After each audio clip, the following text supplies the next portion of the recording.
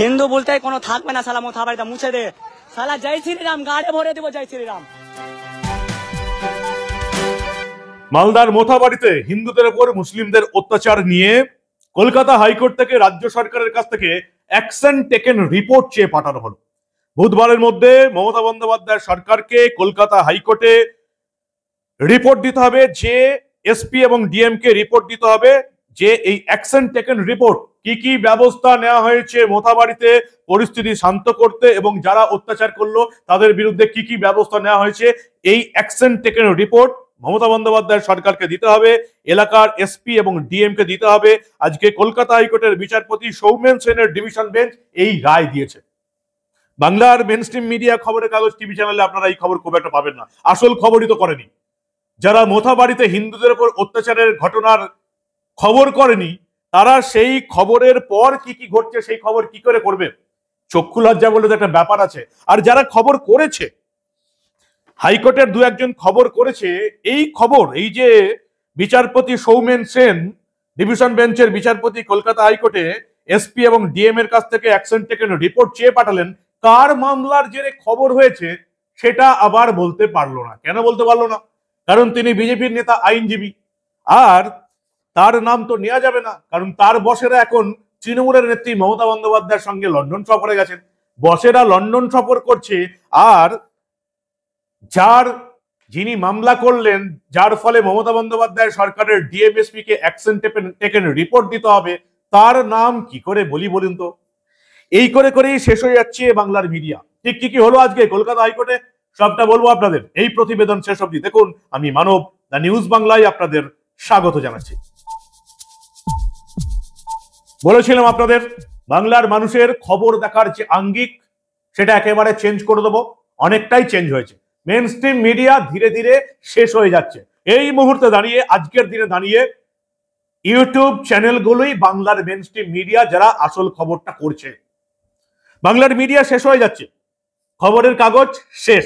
যদি আমাকে বিশ্বাস না করেন, করতে হবে না। এলাকায় যারা খবরের কাগজ দেন, যারা সাপ্লায়ার, তাদেরকে জিজ্ঞেস করুন যে 4-5 বছর আগেও কত খবরের কাগজ আপনারা বিক্রি করতেন, আজকের দিনে দাঁড়িয়ে কত খবরের কাগজ বিক্রি করেন। খবরের কাগজ কেনা মানুষ বন্ধ করে দিয়েছে। কারা কিনছে এখন খবরের কাগজ? একেবারে বয়স্ক ব্যক্তি, যারা বাড়িতে বসে থাকেন, 55-60 বছরের বেশি বয়স্ক ব্যক্তি, যারা বহু বছর ধরে, বহু দশক ধরে খবরের কাগজ পড়তে অভ্যস্ত, তারা এখন শুধুমাত্র খবরের কাগজ কিনছেন। বাকি খবরের কাগজ জমানা শেষ। মেনস্ট্রিম মিডিয়া, টিভি মিডিয়া, বিজ্ঞাপনের হার একেবারে কমে গেছে, বিজ্ঞাপনের রেট একেবারে কমে গেছে। আগে যে একটা বিজ্ঞাপন দিয়ে হয়তো 2000 টাকা পেত, সেই বিজ্ঞাপনটা এখন 100 টাকায় চালাতে হচ্ছে। বিজ্ঞাপনের রেট কমে গেছে।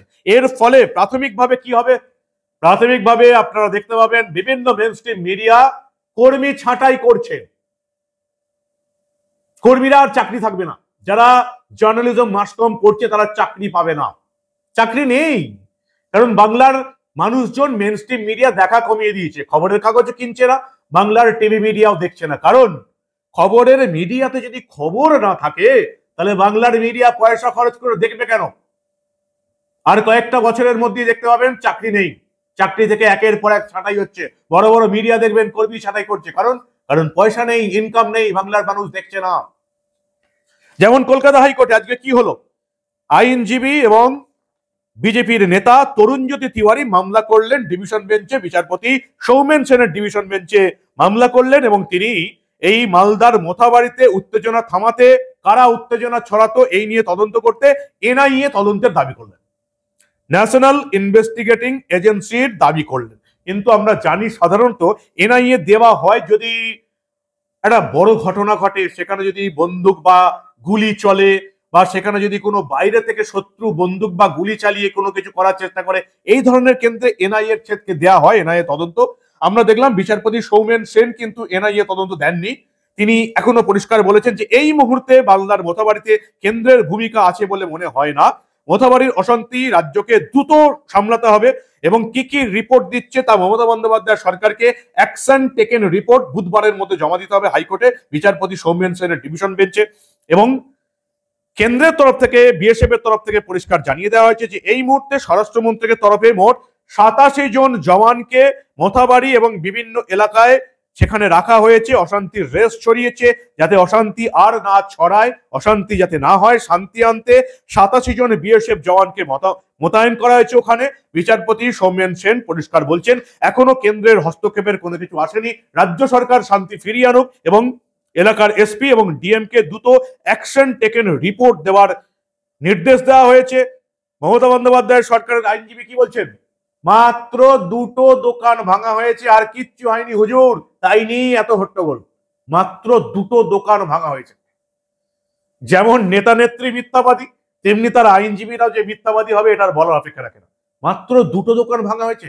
বেছে বেছে হিন্দুদের প্রায় 70টা দোকান ভাঙা হয়েছে। বেছে বেছে হিন্দুদের ধর্ম জিজ্ঞাসা করে মারা হয়েছে। বেছে বেছে হিন্দুদের গাড়ি জিজ্ঞাসা করে করে গাড়ি ভাঙা হয়েছে।